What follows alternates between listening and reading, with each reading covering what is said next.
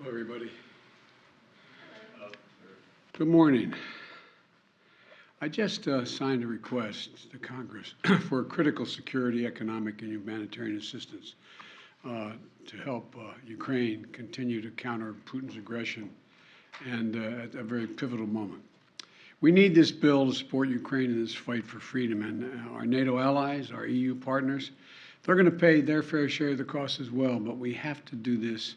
We have to do our part as well, leading the alliance. The cost of this fight is not cheap, but caving to aggression is going to be more costly if we allow it to happen. We either back Ukrainian people as they defend their country, or we stand by as the Russians continue their atrocities and aggression in Ukraine. Every day, the Ukrainians pay for the price, and the price they pay is with their lives for this fight.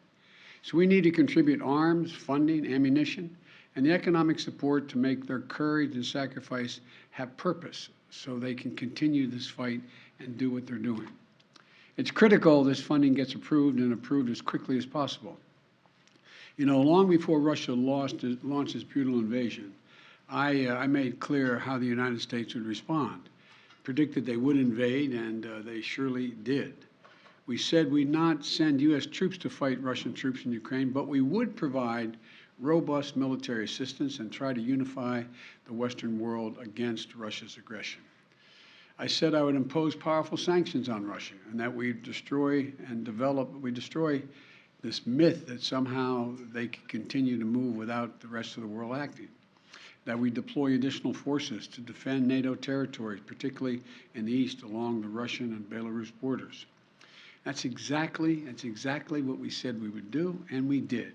But despite the disturbing rhetoric coming out of the Kremlin, the facts are plain for everybody to see. We're not attacking Russia. We're helping Ukraine defend itself against Russian aggression. And just as Putin chose to launch this brutal invasion, he could make the choice to end this brutal invasion. Russia is the aggressor. No ifs, ands, or buts about it. Russia is the aggressor, and the world must and will hold Russia accountable. Russia's continued assault is yielding immense human cost. We've seen them leave behind horrifying evidence of their atrocities and war crimes in the areas they try to control. And as long as the assaults and atrocities continue, we're going to continue to supply military assistance. And I might note parenthetically, you know, there's a dinner this weekend, Celebrate the Press. Think of what the American press has done, the courage it's taken to stay in these war zones, the courage it's taken to report every single day. I've always had respect for the press, but I can't tell you how much respect I have watching them in these zones where they're under fire, risking their own lives to make sure the world hears the truth. Imagine if we weren't getting that information. It'd be a different world. It'd be a different circumstance. In the past 2 months, Russia launched its brutal attack and has moved weapons and equipment to Ukraine. We've moved weapons and equipment to Ukraine in record speed. Thanks to the aid we provided, Russian forces have been forced to retreat from Kyiv. Doesn't mean they're not going to try to come back, but they've retreated thus far. We've sent thousands of anti-armor, anti-missiles, helicopters, drones, grenade launchers, machine guns, rifles, radar systems, more than 50 million rounds of ammunition. The United States alone has provided 10 anti-armor systems for every Russian tank that is in Ukraine, 10 to 1. We're providing Ukraine significant, timely intelligence to help them defend themselves against the Russian onslaught. And we're facilitating a significant flow of weapons and systems to Ukraine from our allies and partners around the world, including tanks, artillery, and other weapons. That support is moving with unprecedented speed. Much of the new equipment we've announced in the past 2 weeks has already gotten to Ukraine, where it can be put to direct use on the battlefield. However, we've almost exhausted what we call, the fancy phrase, the drawdown authority that Congress authorized for Ukraine in a bipartisan spending bill last month. Basically, we're out of money. And so that's why today, in order to sustain Ukraine as it continues to fight, I'm sending Congress a supplemental budget request. It's going to keep weapons and ammunition flowing without interruption to the brave Ukrainian fighters and continue delivering economic and humanitarian assistance to the Ukrainian people. This so-called supplemental funding addresses the needs of the Ukrainian military during the critical weeks and months ahead. And it begins the transition to longer-term security assistance that's going to help Ukraine deter and continue to defend against Russian aggression. This assistance would provide even more artillery, armored vehicles, anti-armored systems, anti-air capabilities that have been used so effectively thus far in the battlefield by the Ukrainian warriors. You know, and it's going to deliver much-needed humanitarian assistance as well as food, water, medicine, shelter, and other aid to Ukrainians displaced by Russia's war, and provide aid for those seeking refuge in other countries from Ukraine. It's also going to help schools and hospitals open. It's going to allow pensions and social support to be paid to the Ukrainian people so they have something in their pocket. It's also going to provide critical resources to address food shortages around the globe. Ukraine was one of the world's largest agricultural producers. It typically grows 10% of all the wheat that's shipped around the world. Putin has asserted sanctions are blocking food from Ukraine and Russia getting on the market, the sanctions we've imposed on Russia. Simply not true. Putin's war, not sanctions, are impacting the harvest of food and disrupting the movement of that food by land and sea to nations around the globe that need it. This funding is going to help ease rising food prices at home as well and abroad caused by Russia's war in Ukraine. It's going to help support American farmers produce more crops like wheat and oilseed, which is good for rural America, good for the American consumer, and good for the world. And this supplemental request will use the Defense Production Act to expand domestic production and the reserve of critical materials like nickel and lithium that have been disrupted by Putin's war in Ukraine and that are necessary to make everything from defense systems to automobiles. And I hope Congress will move on this funding quickly. I believe they will. I want to thank Congress, Democrats and Republicans, for their support of the people of Ukraine. And next week, I will be in Alabama to visit Lockheed Martin plant that manufactures the Javelin anti-tank missile we've been sending to Ukraine, and to thank the American workers, thank them for producing the weapons that help stop Russia's advances in Ukrainian cities like Kyiv. Their hard work has played a critical role in ensuring Putin's strategic failure in Ukraine, and they should know that we know it. In addition to this supplemental funding, I'm also sending to Congress a comprehensive package that will enhance our underlying effort to accommodate the Russian oligarchs and make sure we take their ill-begotten gains. We're going to accommodate them. We're going to seize their yachts, their luxury homes, and other ill-begotten gains of Putin's kleptocracy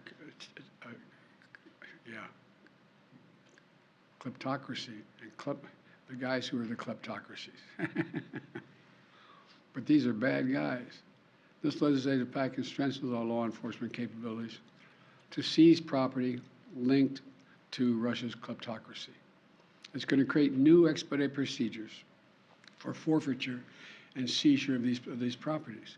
And it's going to ensure that when the oligarchs' assets are sold off, funds can be used directly to remedy the harm Russia caused in their help build Ukraine.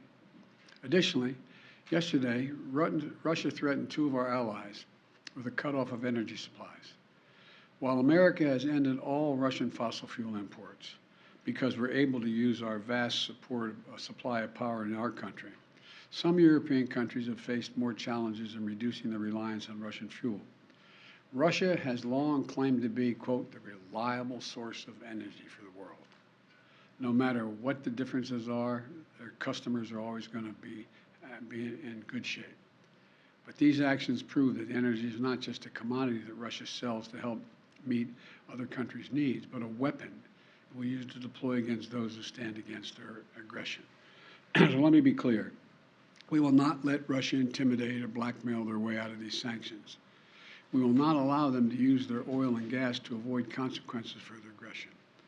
We're working with other nations like Korea, Japan, Qatar, and others to support our effort to help European allies threatened by Russia with gas, blackmail, and their energy needs in other ways. Aggression will not win. Threats will not win. This is just another reminder of the imperative for Europe and the world to move more and more of our power needs to clean energy. In the United States, we're doing that right now. Last year, we developed more solar, wind, and battery storage than any year in our history, enough to power 56 million American homes. Earlier this month, we acted to bolster the reliance on our nuclear energy facilities, which generates more than half of our carbon-free power. And we're just getting started. I look at this as a serious problem, but also an enormous opportunity,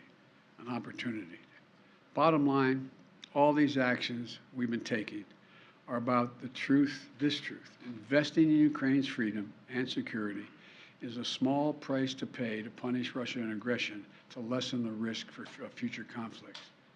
You know, throughout our history, we've learned that when dictators do not pay the price for their aggression, they cause more chaos and engage in more aggression. They keep moving. And the cost, the threats to America and the world keep rising. We can't let this happen. Our unity at home, our unity with our allies and partners, and our unity with the Ukrainian people is sending an unmistakable message to Putin. You will never succeed in dominating Ukraine. Finally, we're going to continue to deliver critical support to Ukraine. We must also not let our guard down in our fight against COVID-19 at home and abroad. That's why I'm again urging Congress to act on my request for $22.5 billion in emergency resources so the American people can continue to protect themselves from COVID-19. The reason we were so successful in the past is because I was able to work with drug manufacturers to order significant quantities of material we needed ahead of time to get in the front of the line. Without additional funding, we can't pre-order the amount of vaccines we need, and we risk losing our spot in line for vaccines that target multiple variants. We're running out of supply for therapeutics, like antiviral pills that we desperately need. Without additional funding, we're unable to purchase the life-saving treatment for the American people. We've donated more vaccines and treatments to the world than all other nations in the world combined. If the U.S. won't do it, no one else is really going to step up and do it. Without additional funding, the United States won't be able to help stop the spread around the world and close off ongoing sources of the supply chain disruptions. Look, let's get both of these critical tasks done. No delays, no excuses, just action, now, now. Thank you all. Thank you. Mr. President, what's your message to refugees on the... Go ahead. No, you go. Okay. Watch your head, man. You're going to get hurt. He's turning that camera on. He's a gentleman. Mr. President, I wanted to ask what your message is to Ukrainian refugees on the southwest border and those that are trying to flee Ukraine from the violence. We have made a direct means by which they can get from Europe, from Ukraine, directly to the United States without going to the southern border. In the meantime, in the southern border, we're trying to work through and make sure that it's an orderly process they're able to get in. But just so you know, we have said there's no need to go to the southern border. Fly directly to the United States. We set up a mechanism whereby they can come directly with a visa. Mr. President, thank you. How worried are you by a growing number of Russian comments in the media and among some of their officials painting this conflict as actually already a conflict between NATO, the US, and Russia? And they're painting in very alarmist terms, talking of nuclear weapons, saying it's a life or death struggle, etc. And just separately, or connected to that, Lavrov himself says it's already a proxy war, not a direct war, but a proxy war. So are either of those two things true, and do they worry you, those statements? They're not true. They do concern me because it shows the desperation that Russia is feeling about their abject failure in being able to do what they set out to do in the first instance. And so I think it's more of a reflection, not of the truth, but of their failure. And so instead of saying that the Ukrainians equipped with some capability to resist Russian forces are doing this, they've got to tell their people the United States and all of NATO is engaged in taking out Russian troops and tanks, et cetera. So it's, number one, it's an excuse for their failure. But number two, it's also, if they really mean it, no one should be making idle comments about the use of nuclear weapons or the possibility of the need to use that. It's irresponsible. Mr. President, on that, Mr. President, Mr. President, back on the border, Title 42, a number of your Democratic friends are pressuring the White House to maintain that policy. Can you give us a straight answer of whether you're going to heed that request or you're going to get rid of it? I can give you a straight answer. We had proposed to eliminate that policy by the end of May. The court has said we can't so far.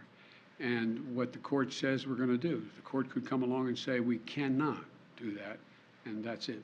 Mr. President, you say that this is not a proxy war, but Russia clearly disagrees. They say that war means war. So how concerned are you that they may start to act accordingly, even if you disagree? We are prepared for whatever they do. What options do you have to ensure Poland and Bulgaria have sufficient supplies of gas?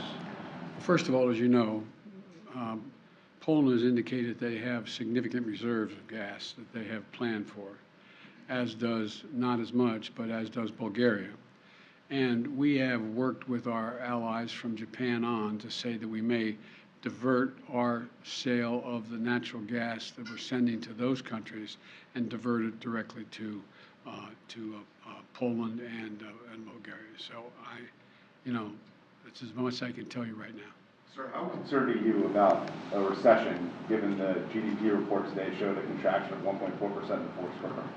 Well, I'm not concerned about a recession. And, I mean, you're always concerned about a recession, but the GDP, fell to 1.4%. But here's the deal.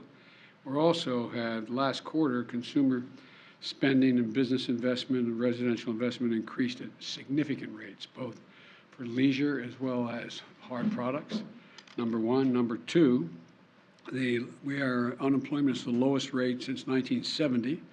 A record 4.5 million businesses were created last year.